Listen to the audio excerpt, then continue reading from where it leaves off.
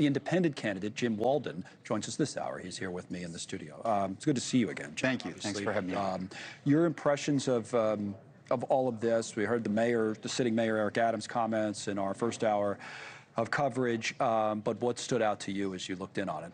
So I think we have to be grateful for our first responders. I mean, the response from NYPD was exactly what you would expect. They were organized, they were disciplined, and you know, we're grateful. We should all be grateful and stand behind them. Obviously, it's a terrible, tragic day for the families that woke up to a new reality that they're never going to get their loved ones back, and there's a lot of second guessing and political recriminations. From my perspective, we got to think about what we learned from this. Yeah, I think the politics, sometimes you want to say, oh, let's leave that to the side, and then other people say, well, when else are you going to talk about it? I get that perspective as well, but I think there's a policy discussion, right, for a candidate running for higher office.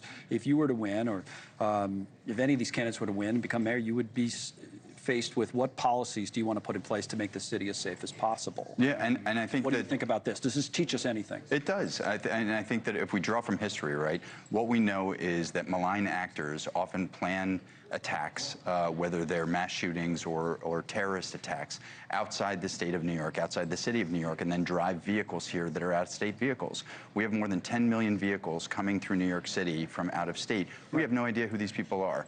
We've talked for a long time about a pre-registration system so that people actually have to get permission to drive an out-of-state vehicle into New York City. That would make us safer. It would give the police advance time. Is it practical? It is. I mean, if you think about the Social Security system, we have hundreds of millions of data records in there. We can get a system put up where someone has to pay $10 and fill out an application, put a copy of their driver's license, it goes into a database, and then with the advancements in artificial intelligence, we can run that information through and see if someone's an extremist, if they have a felony conviction.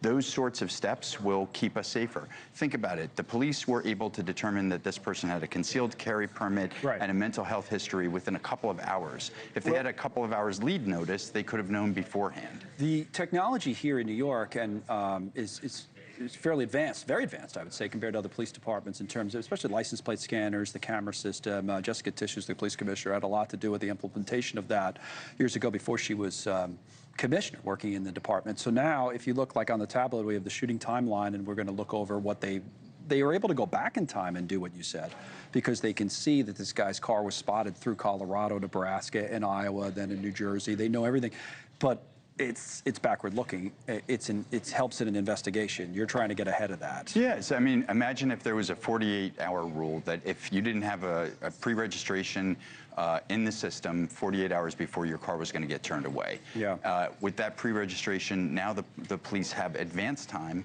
to run. I mean, a lot of this is computerized. They can do a lot of these checks almost instantaneously, especially with the advances in AI.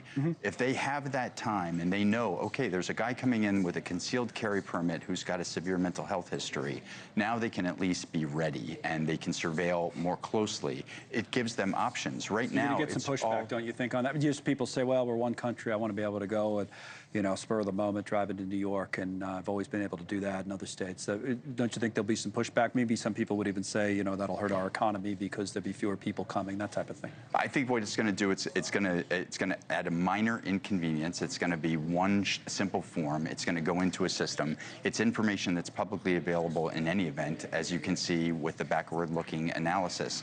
All it's doing is giving law enforcement an additional tool. And cities have studied this and talked about this for years.